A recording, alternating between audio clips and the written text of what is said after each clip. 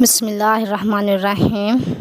السلام علیکم۔ تو میں آج آپ کے ساتھ کڈنی اسٹون یعنی جو گردے کی پتھری ہیں اس کا طبی روحانی علاج شیئر کرنے والی ہوں، اس لیے آپ کے لیے یہ ویڈیو بہت یوزفل رہے گی۔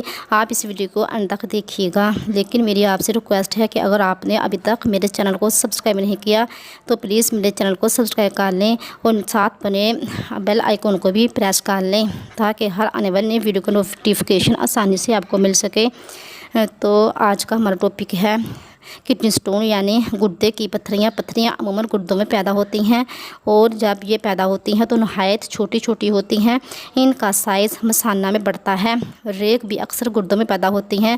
بعض مریضوں میں پتھریاں اور ریگ خارج ہو جاتی ہیں، جبکہ بعض میں بنتی بھی رہتی ہیں اور خارج بھی ہوتی رہتی ہیں۔ شاذ و نادر ہی ایک دم دونوں گردوں میں پتھریوں کی پیدائش ہوتی ہے۔ پتھریاں منہ کے دانے سے لے کر 20 گرام تک ہوتی ہیں۔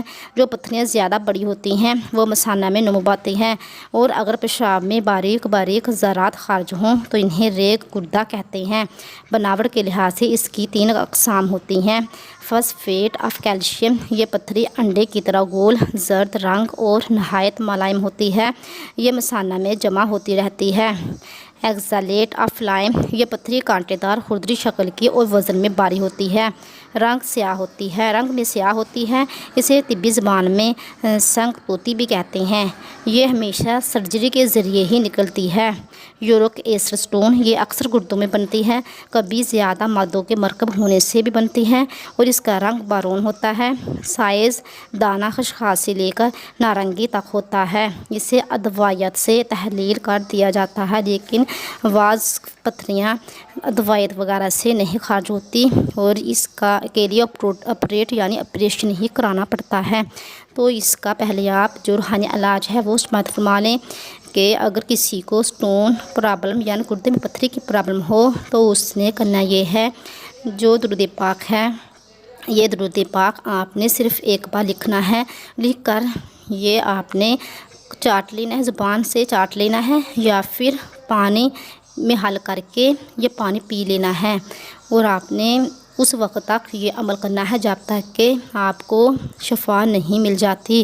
وہ درود پاک یہ ہے: بسم اللہ الرحمن الرحیم، اللہم صلی علی سیدنا و مولانا محمد طب القلوب و دوائہا و عافیت الابدان و شفائہا و نور الابصار و ضیائہا و علی آلہ و صحبہ وبارک وسلم۔ یہ درود پاک آپ نے صرف ایک بار لکھنا ہے، اور لکھ کر اس کو گول کر پی لینا ہے یا زبان سے چاٹ لینا ہے، اور اس کے ساتھ ساتھ آپ نے جو طبی علاج کرنا ہے وہ بھی آپ نوٹ فرما لیں کہ طبی علاج میں آپ نے آم کے خشک، جو مینگو کا درخت ہے، اس کے خشک پتے لینے ہیں، اور پتے یہ آپ انہیں باریک پاؤڈر بنا لیں پیس کر 6 ماشا صبح شام ہمراہ تازہ پانی کے یہ جو پتوں کا پاؤڈر ہے، اگر آپ پتے ایسے یوز کر سکتے ہیں پتے یوز کر لیں، لیکن بیسٹ یہی ہے کہ ان کا آپ پاؤڈر بنا لیں، اور 6 ماشا صبح شام تازہ پانی کے ساتھ یہ پتے یوز کریں، یعنی ان پتوں کا پاؤڈر یوز کرنے سے۔ اور جو میں نے آپ کے ساتھ روحانی علاج شیئر کیا ہے، یہ روحانی اور طبی علاج دونوں اس وقت تک کرتے رہیں جب تک کہ آپ کو شفا نہیں مل جاتی۔ تو یہ میری یوزفل ویڈیو اگر آپ کو اچھی لگے تو اسے ضرور لائک کریں اور شیئر کریں۔